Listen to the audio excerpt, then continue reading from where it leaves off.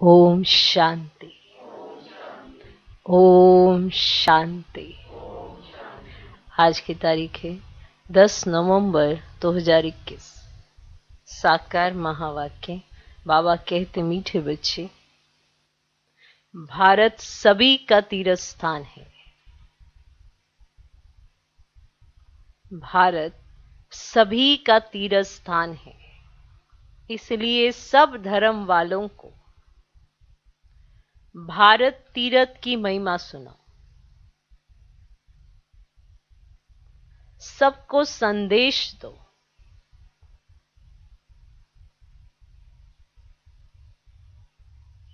भारत सभी का तीर्थ स्थान है, इसलिए सब धर्म वालों को भारत तीर्थ की महिमा सुनाओ। सबको संदेश दो। आज का प्रश्न, किस पुरुषार्थ से तुम्हारी अंतमति सुगति होगी? किस पुरुषार्थ से तुम्हारी अंतमति सुगति होगी? निंद्रा जीत बन जाएंगे। निंद्रा जीत बन जाएंगे।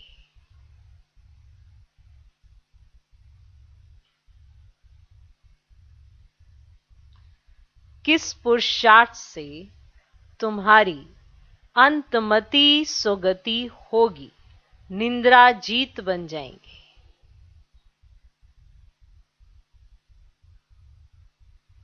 उत्तर, रात को जब सोने जाते हो तो पहले बाप और वर्षे को याद करो।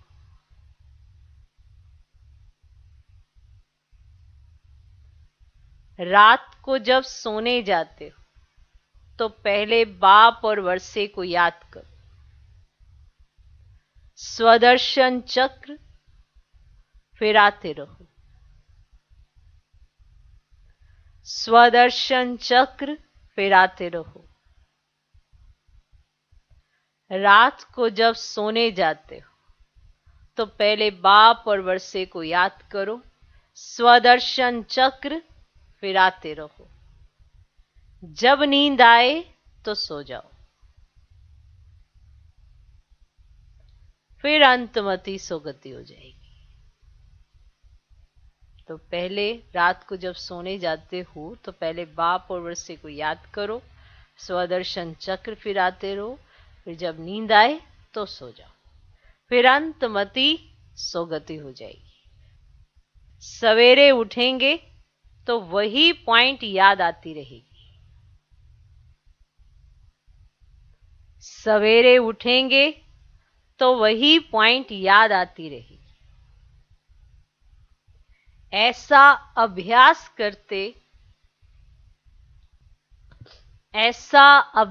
करते तुम नींद को जीतने वाले बन जाएंगे। ऐसा अभ्यास करते तुम नींद को जीतने वाले बन जाएंगे। जो करेगा सो पाएगा। जो करेगा सो पाएगा। करने वालों की चलन प्रसिद्ध होती जाती है। करने वालों की चलन प्रसिद्ध होती जाती है। तो किस पुरुषार्थ से तुम्हारी अंतमति सुगति होगी? निंद्रा जीत बन जाएगी। उत्तर, रात को जब सोने जाते हो तो पहले बाप और वर्षे को याद करो। स्वदर्शन चक्र फिराते रहो। जब नींद आए तो सो जाओ। फिर अंतमति सुगति हो जाएगी। सवेरे उठेंगे तो वही पॉइंट याद आती रहेगी। ऐसा अभ्यास करते तुम नींद को जीतने वाले बन जाएंगे। जो करेगा सो पाएगा। करने वालों की चलन प्रसिद्ध होती जाती है। आज का गीत है, जो पिया के साथ है उस पर ज्ञान की बरसात है। ओम शांति। जो पिया के साथ है। अब दुनिया में बाप तो बहुत है, परंतु उन सब का बाप रचयिता एक ही है। वही ज्ञान का सागर है। ज्ञान से ही सद्गति होती है। सदगति भी मनुष्य की तब होती है जब सत्युग की स्थापना होनी हो, तब होती है सदगति। बाबा को ही कहा जाता है सदगति दाता। जब जब संगम का समय हो तब तो ज्ञान सागर आकर सदगति में ले जाएंगे। इस समय दुर्गति तो सबकी है, दुर्गति भी सबकी एक जैसी नहीं होती। सबसे प्राचीन भारत है, भारतवासियों के ही 84 जन्म गाए हुए हैं। जरूर जो पहले पहले मनुष्य होंगे वही 84 जन्मों के लायक होंगे। देवताओं के 84 जन्म तो ब्राह्मणों के भी 84 जन्म। मनुष्य किस तरह से जन्म लेता है, क्या होता है, सारी कहानी बाबा ने समझाई। तो देवताओं के 84 जन्म और हम ब्राह्मणों के भी 84 जन्म। अगर देवताओं के 84 जन्म तो आप ब्राह्मणों के भी 84 जन्म गाए जाएंगे। ठीक। मुख्य को ही उठाया जाता है, माना जो विशेष मुख्य होता है जिससे लेकर चलते हैं कि इसके 84 जन्म, तो मुख्य को ही उठाया जाता है। बाप ब्रह्मा द्वारा नई सृष्टि रचने के लिए पहले पहले सूक्ष्म लोक रचते हैं, फिर नई सृष्टि की स्थापना होती है। त्रिलोकीनाथ एक बाप है, बाकी उनके बच्चे भी अपने को त्रिलोकी के नाथ कह सकते हैं, क्योंकि इस समय तीनों लोकों को जानते हो और नाथ कह सकते हो। यहां तो बहुत मनुष्यों ने नाम भी रखवा रखे हैं त्रिलोकीनाथ। डबल देवताओं के भी नाम रखवाए हैं, गौरी शंकर, राधे श्याम। अब राधे कृष्ण अलग अलग राजाई के थे। जो अच्छे बच्चे हैं उनकी बुद्धि में बहुत अच्छी पॉइंट्स की धारणा रहती है। जो होशियार डॉक्टर होगा उनकी बुद्धि में बहुत दवाइयां होंगी। यहां भी रोज नई नई पॉइंट्स निकलती जाती हैं। जिनकी अच्छी प्रैक्टिस होगी वे नई नई पॉइंट्स धारण करते होंगे। जो धारणा नहीं करते हैं उनको महारथी नहीं कहा जाएगा। सारा मदार बुद्धि पर है। जो धारणा ही नहीं करते उनको महारथी नहीं कहेंगे। तो सारा मदार बुद्धि पर है। और तकदीर की भी बात है, यह भी ड्रामा है। ड्रामा को कोई जानते नहीं, यह भी समझते हैं हम आत्मा शरीर धारण कर पाठ बजाती हैं, परंतु ड्रामा के आदि मध्य अंत को नहीं जानते। कोया कुछ भी नहीं जानते। तुमको तो जानना चाहिए। बच्चों का तो फर्ज है औरों को बाप का परिचय देना, सारी दुनिया को बताना है। कोई ऐसा ना कहे कि हमको तो मालूम ही नहीं था। फॉरेन से भी बहुत आने वाले हैं, उन सब का प्रबंध करेंगे बॉम्बे में। ठीक है, उन सब का प्रबंध करेंगे बॉम्बे में। वे लोग तो समर्थ भी हैं, पैसे तो उन्हों के पास बहुत हैं। शिव को अपना बड़ा गुरु तो मानेंगे ना, इसीलिए समझाया जाता है इन धर्म पिताओं का भी कुछ पार्ट है। बच्चों ने शुरू में साक्षात्कार किया था, ये क्राइस्ट इब्राहिम आदि सब आएंगे मिलने, तो उनकी फील्ड बनानी चाहिए। सब टूरिस्ट आदि बॉम्बे में आते रहते हैं। भारत सबको बहुत खींचता है। असुल भारत बाप का बर्थ प्लेस है। फिर सब में भगवान कहने से ना बेअद के बाप का महत्व गुम कर दिया है। समझे, ऐसा हुआ। अब तुम समझाते हो कि भारत सबसे बड़ा तीर्थ स्थान है, बाकी सब पैगंबर आते हैं अपना धर्म स्थापन करने, उनके पिछाड़ी फिर उनके धर्म वाले भी आते हैं। अब है अंत। कोशिश करते हैं हम वापिस जाएं, परंतु पूछो उनसे तुमको यहां लाया किसने? तुमको ऊपर से लाया किसने? क्राइस्ट ने क्रिश्चियन धर्म स्थापन किया, क्या उसने तुमको खींच के यहां लाया? अभी सब तंग हो गए हैं वापिस जाने के लिए। सब आते ही है ना पाठ बजाने, पाठ बजाते बजाते आखिरी दुख में आना ही है। फिर दुख से छुड़ाए सुख में ले जाना बाप का ही काम है। बाप का बर्थ प्लेस भारत है ना। इतना महत्व तुम बच्चे ही जानते हो। जो जानते हैं उन्हों को नशा चढ़ा हुआ है। कल्प कल्प भारत में बाबा आते हैं, ये सबको बताना है, निमंत्रण देना है। रचना की नॉलेज को कोई भी जानते नहीं तो ऐसा सर्विसेबल बनकर अपना नाम वाला करना चाहिए। यह मेला सब तरफ जाएगा। तो जो तीखे बच्चे हैं उनकी मदद मांगते रहते हैं, उन्हों के नाम जपते रहते हैं। अब जो तीखे तीखे बच्चे हैं, माना जो सर्विसेबल बच्चे हैं, जो ऑलराउंडर हैं और सर्विसेबल हैं, तो उन्हों के सब क्या करते हैं, नाम जपते रहते हैं। एक तो शिव बाबा को जपते हैं, दूसरा ब्रह्मा बाबा को, तीसरा फिर कुमार का गंगे मनोहर को जपेंगे, है ना। भक्ति मार्ग में हाथ में माला फेरते हैं ना, अब मुख से नाम जपते हैं कि इन्हों को बुलाओ बहुत सर्विस होगी, इन्हों को बुलाओ बहुत सर्विस होगी।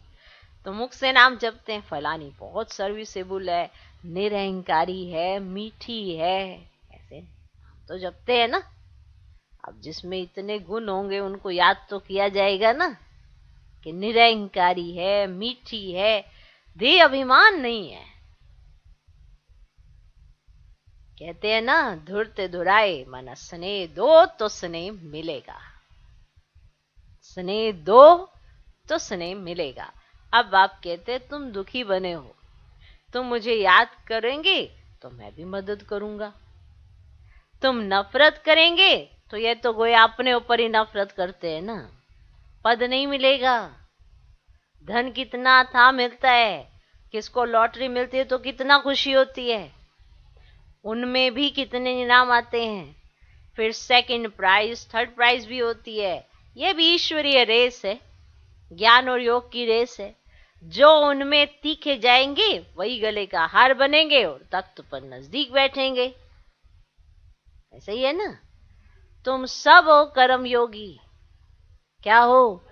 कर्म योगी। अपने घर को भी संभालो, कर्म योगी हो, अपने घर को भी संभालो। क्लास में 1 घंटा पढ़ना है, फिर घर में जाकर रिवाइज करना है, यहाँ बैठ थोड़ा जाना है ना। अब स्कूल में भी तो ऐसे करते हैं ना। क्या हुआ? स्कूल में भी तो ऐसे ही होता है ना, पढ़कर फिर घर में जाकर रिवाइज करते हैं। तो बाप कहते 1 घड़ी, आधी घड़ी, दिन में 8 घड़ी होती है ना। उनमें भी बाप कहते 1 घड़ी, अच्छा आधी घड़ी, 15-20 मिनट भी क्लास में पढ़कर धारणा कर, फिर धंधा दौड़ी में चक्कर लगाओ। आगे तुमको बाबा बिठाते थे कि तुम बाप की याद में बैठो, सुदर्शन चक्र फिराओ। अभी याद का ज्ञान तो था ना, बाप और वर्षे को याद करते, स्वदर्शन चक्र फिराते, जब देखो नींद आती तो सो जाओ, फिर अंतमति सुगति हो जाएगी। फिर सवेरे उठेंगे तो वही पॉइंट्स याद आती रहेगी। ऐसा अभ्यास करते करते तुम नींद को जीतने वाले बन जाएंगे। जो करेगा सो पाएगा। अब करने वाले का देखने में आता है ना, जो करता है दिखता तो है, तो चलन प्रसिद्ध होती है, देखा जाता है। ये विचार सागर मंथन करते हैं, धारणा करते हैं, कोई लोभ आदि तो नहीं है। ये पुराना शरीर है ना, इनका भी बहुत ख्याल नहीं करना है। पुराना शरीर है ना, सारा दिन इसी का ख्याल करते रहो, है ना, तो बाकी क्या करोगे। तो इनका भी बहुत ख्याल नहीं करना है। यह ठीक भी तब रहेगा जब ज्ञान योग की पूरी धारणा होगी। ये पुराना शरीर भी तुम्हारा तब ही ठीक रहेगा जब ज्ञान योग की पूरी धारणा होगी। अब धारणा नहीं होगी तो शरीर और सड़ता जाएगा, सड़ते सड़ते बिल्कुल ही कब्र दाखिल हो जाएगा। अब नया शरीर तो फिर भविष्य में ही मिलना है। अब आत्मा को पवित्र बनाना है। यह तो पुराना मूर्त पलिती शरीर है ना, इनको कितना भी पाउडर लगाओ ना तो भी वर्थ नॉट है, पैनी है। अब तुम सबकी सगाई शिव बाबा से, अब जब शादी होती है तो उस दिन पुराने कपड़े पहनते हैं। अब इस शरीर का स्थूल श्रृंगार ज्यादा नहीं करना है। ज्ञान योग से अपने को सजाएंगे तो परियां बन जाएंगे। अब यह है ज्ञानमान सरोवर, अब इसमें ज्ञान की डुबकी मारते हो तो तुम स्वर्ग की परियां बन जाएंगे। अब प्रजा को परी नहीं कहेंगे, कहेंगे प्रजा को परी, है ना। कहते हैं कृष्ण ने भगाया, फिर महारानी पटरानी बनाया। ऐसे तो नहीं कहेंगे भगा कर प्रजा में चंडाल बनाया, है ना। पटरानी बनाने के लिए भगाया है ना, महारानी बनाने के लिए भगाया है ना। ऐसे थोड़ा भगा के लाए और वो देखो पुरुषार्थ कुछ किया ही नहीं और जाके प्रजा में चंडाल बन। तो भगाया पटरानी बनाने के लिए ना, तुमको भी तो ऐसा पुरुषार्थ करना चाहिए। ऐसे नहीं जो मिला, है ना। यह है पाठशाला, यहाँ मुख्य है पढ़ाई। गीता पाठशाला बहुत बनाते हैं, बैठकर गीता सुनाते हैं, कंठ कराते हैं और कोई एक श्लोक उठाकर फिर उस पर विस्तार से बैठ समझाते हैं।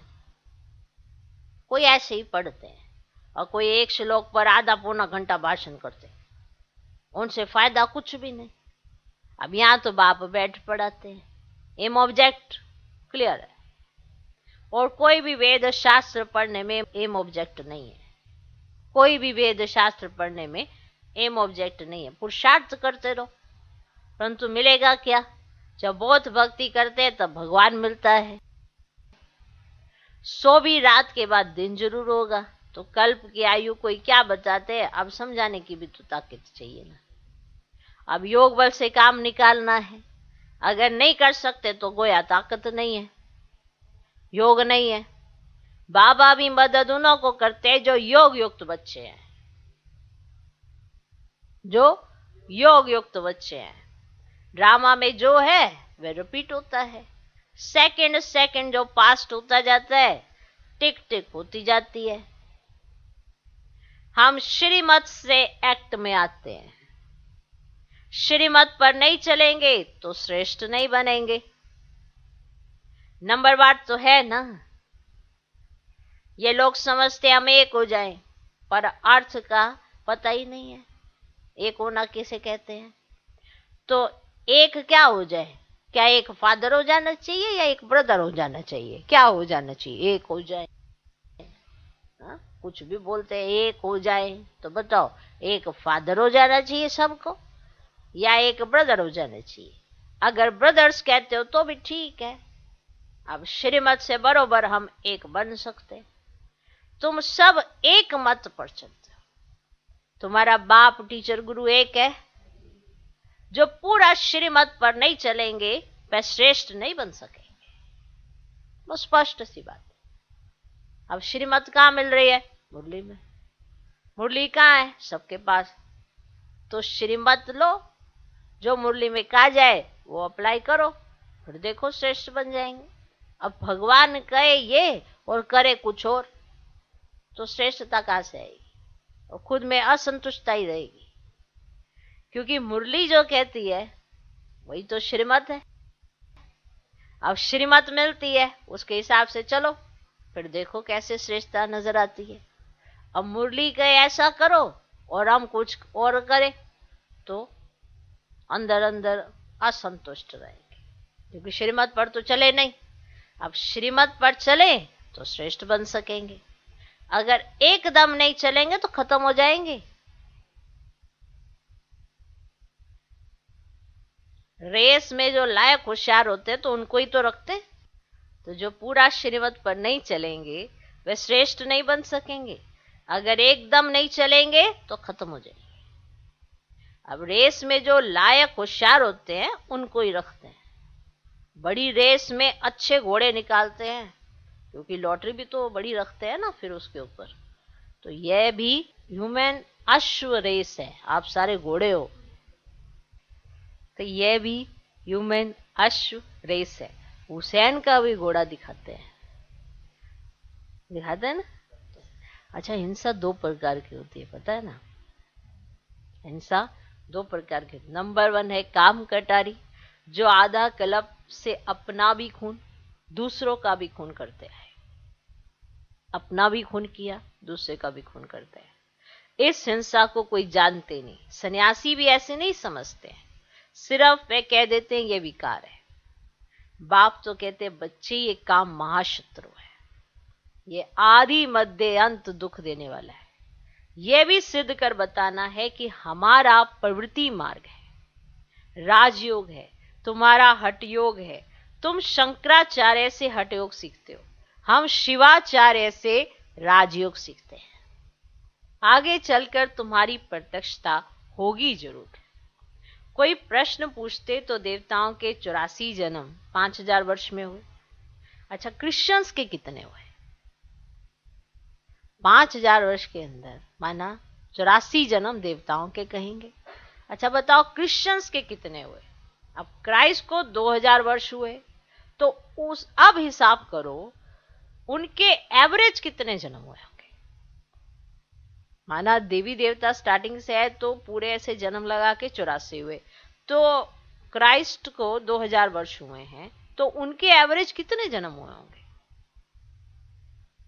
30-32 माना फास्ट ऐसे कर लेंगे। 30-32 ये तो क्लियर है।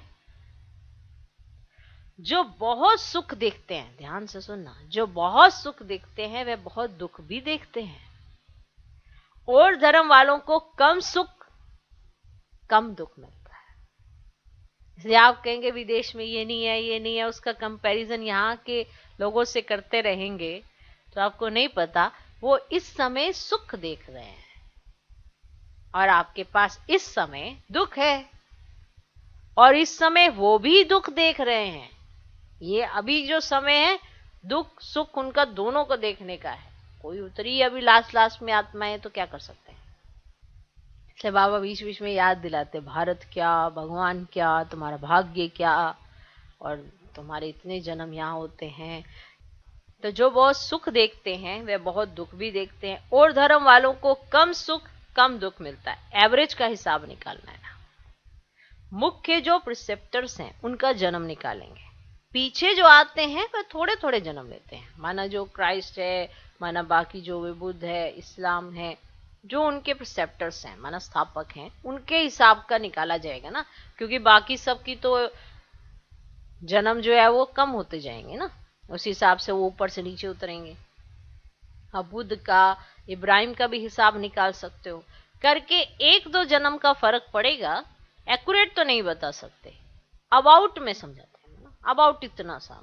अभी ऐसा बात है विचार सागर मंथन करने की है, कोई पूछे तो क्या समझाएं, फिर भी बोलो पहले बाप को याद करो, क्योंकि बाप से ही वर्षा लेना है। जन्म जितने लिए होंगे उतने ही लेंगे, बाप से वर्षा लो, अच्छी रीति समझाना है, मेहनत का काम है। बच्चे बॉम्बे में बहुत मेहनत कर रहे हैं, बम्बई में ना, बच्चे बम्बई में ना बहुत मेहनत कर रहे हैं, क्योंकि उनको बहुत सक्सेसफुल होना है। इसमें बुद्धि चाहिए, बाबा के धन से बहुत लव चाहिए। कोई तो धन नहीं लेते, अरे ज्ञान रतन लो और धारण करो, तो कहते हम क्या करें, हम समझते नहीं समझते तो तुम्हारी भाभी। बाबा कहता ज्ञान धन लो, क्या करे बाबा, कुछ समझ सा ही नहीं आता, पता ही नहीं चलता। अब नहीं समझ में आता है तो क्या कर सकते, बाबा तो तुमको समझा रहे हैं ना, समझो। अगर नहीं समझ में आता है तो क्या कहेंगे, तुम्हारी भाभी। अच्छा, मीठे मीठे सिकिलधे बच्चों प्रति माता पिता बाप दादा का याद प्यार और गुड मॉर्निंग। रूहानी बाप की रूहानी बच्चों को नमस्ते। हम रूहानी बच्चों की भी रूहानी बाप को नमस्ते नमस्ते नमस्ते। Good morning good morning good morning. धारणा के लिए मुख्य सार, पहला पॉइंट, शरीर को ठीक रखने के लिए, शरीर को ठीक रखने के लिए ज्ञान योग की धारणा करनी है। शरीर को ठीक रखने के लिए ज्ञान योग की धारणा करनी है। ज्ञान योग छोड़ शरीर के पीछे ही भागते रहते हैं, इससे मिल उससे मिल, ये कर वो कर, फिर खत्म। शरीर ठीक होगा, पर अगर आप ज्ञान योग में ठीक होंगे तो ज्ञान से भी अपने आप को ठीक किया जाता है। जितने संकल्प आप ज्ञान के चलाओगे उतना आपके शरीर में और चुस्ती आती है। वरना क्या है, अभी बैठो, अरे मेरे से उठा नहीं जा रहा, नहीं उठा जा रहा, बस करो ऐसे, 5 मिनट तक ऐसे करो। आप 10 मिनट बाद उठ पाओ तो बताना, नहीं उठा जाएगा। और फिर आपको, अरे यही तो समय है उठने का, चल उठ, उसने तो सारा दिन मेरा खराब हो जाना है, अगर ये मैंने ये खो दिया तो मेरा सब कुछ खो जाएगा। जैसा संकल्प करोगे वैसे अपने शरीर तो कॉस्ट्यूम है ना एक तरह की, उसको चलाना, बैठाना या क्या सोचवाना, ये शरीर नहीं आपको कह रहा है ऐसा सोचो, आप सोच रहे हो उसके लिए, आप सोच रहे हो। और आपको कैसा सोचना है, क्या एक है वो कोई भी ड्रेस उठा के ऐसे ही पहन लेना, एक है उसको ठीक से साफ सज्जा करके रखना और फिर पहनना, ये आपके ऊपर डिपेंड करता है उसमें ड्रेस क्या करेगी। तो इसी तरह से शरीर क्या करेगा, शरीर थोड़ा कह रहा है मेरे पर पाउडर क्रीम ही ठोके जाओ, शरीर तो ये कह रहा है ना मेरे आधार से आप ज्ञान योग करो।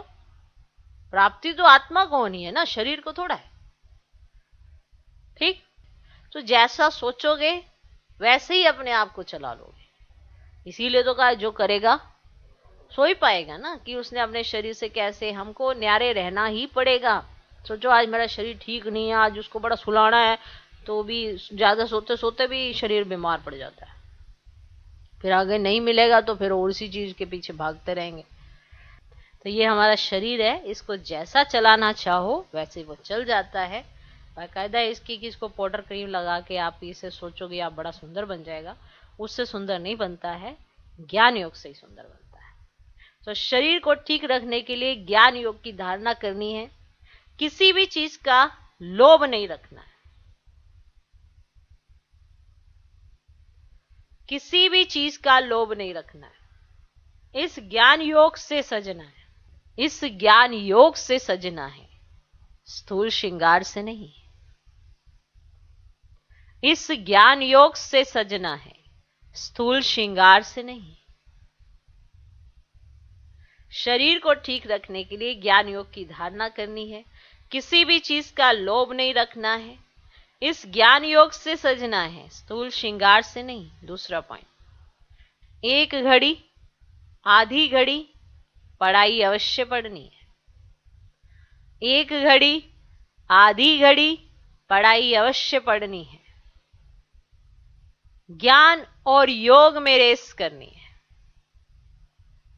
एक घड़ी आधी घड़ी पढ़ाई अवश्य पढ़नी है, ज्ञान और योग में रेस करनी है। आज का वरदान,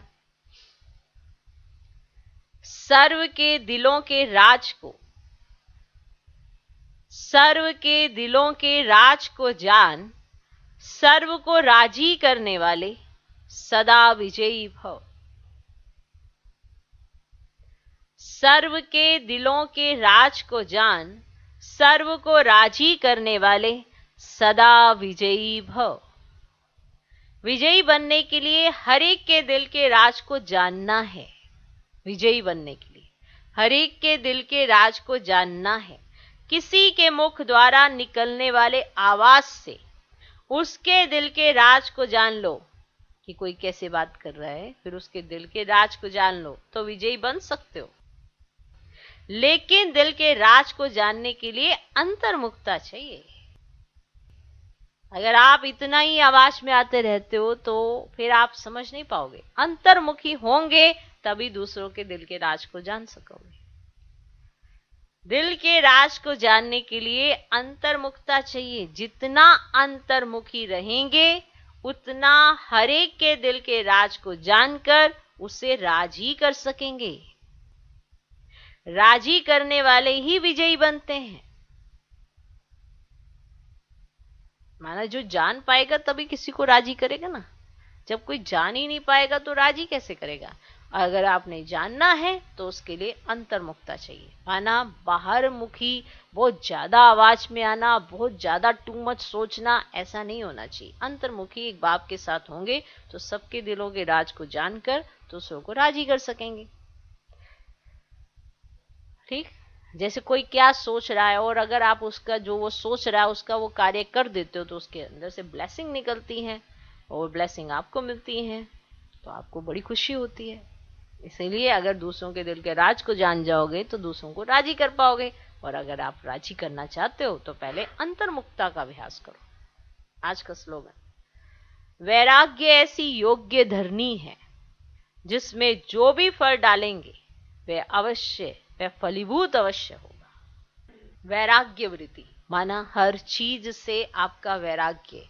अब उसमें बाबा ने कहा ये एक ऐसी योग्य धरनी है जिसमें जो भी फल डालेंगे, फल डालने के मतलब है जो भी बीज बोएंगे आप किसी के भी प्रति, जैसे आपके अंदर सबके प्रति शुभ भावना है। अब आप शुभ भावना रखते हैं तो उससे पहले आप लेने की भावना नहीं रख पाएंगे क्योंकि आप वैरागी हैं। ठीक है। अब जो शुभ भावना रखता है दूसरों के प्रति, उसके साथ ही वो अपने लिए भी रख लेता है कि ये भी मेरा रिगार्ड करे। लेकिन अगर जो वैराग्य होता है उसके अंदर आप सिर्फ देने की भावना रखते हो क्योंकि आपको कुछ नहीं चाहिए किसी से। आप वैरागी हो ना। वैरागी माना किसी चीज से कोई लगाव नहीं किसी चीज का, लेकिन वो देने वाले जरूर होते हैं। और जो वैरागी होते हैं वो देने वाले इसलिए होंगे क्योंकि वो सबके प्रति शुभ भावना, शुभ चिंतन करके वो दूसरों को जो चाहिए वो देते जाएंगे। अब मान लो बीज बोया आपने किसी, जाओ तुम्हें सफलता मिले। अब आपको सफलता चाहिए नहीं क्योंकि आप तो वैरागी हो। अगर आपने दूसरों के लिए शुभ भावना से एक संकल्प भी अच्छा कर लिया तो उसमें उनको सिद्धि प्राप्त होगी। समझी?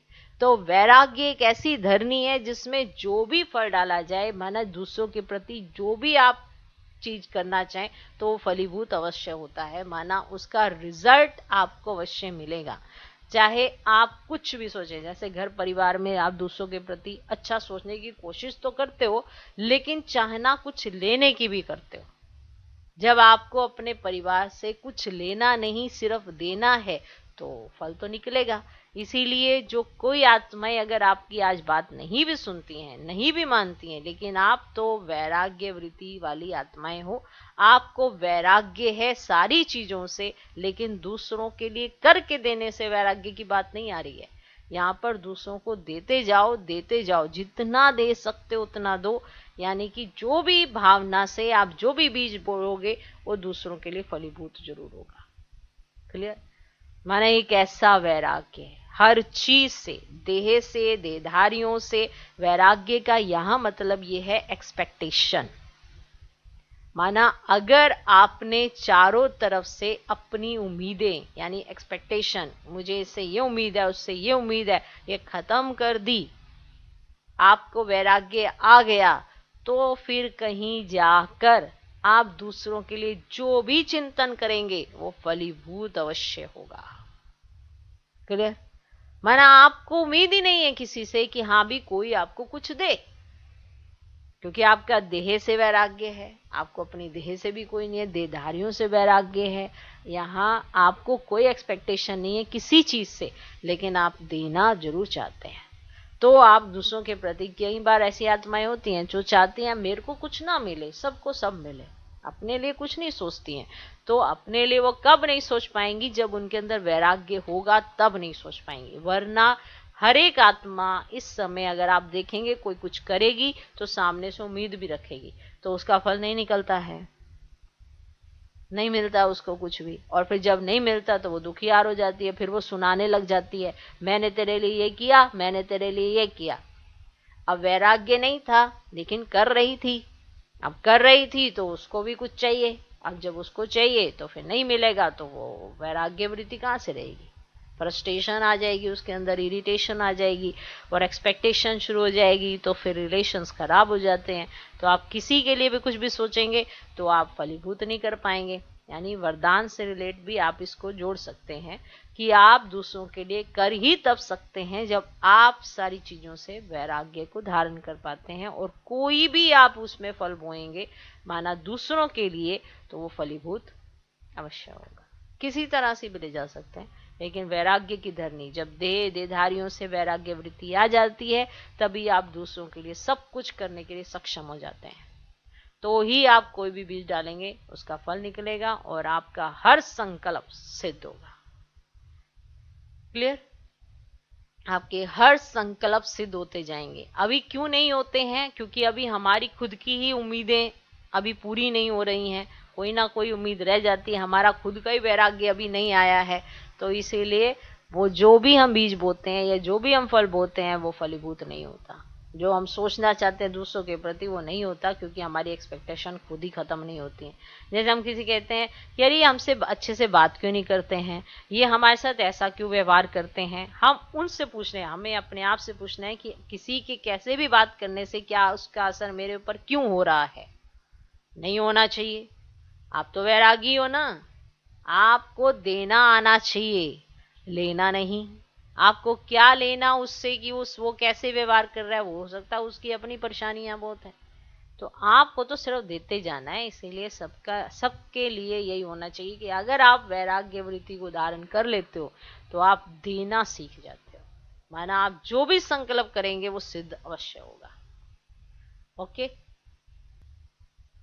वैराग्य ऐसी योग्य धरनी है जिसमें जो भी फल डालेंगे वह फलीभूत अवश्य होगा। ओके। ओम शांति।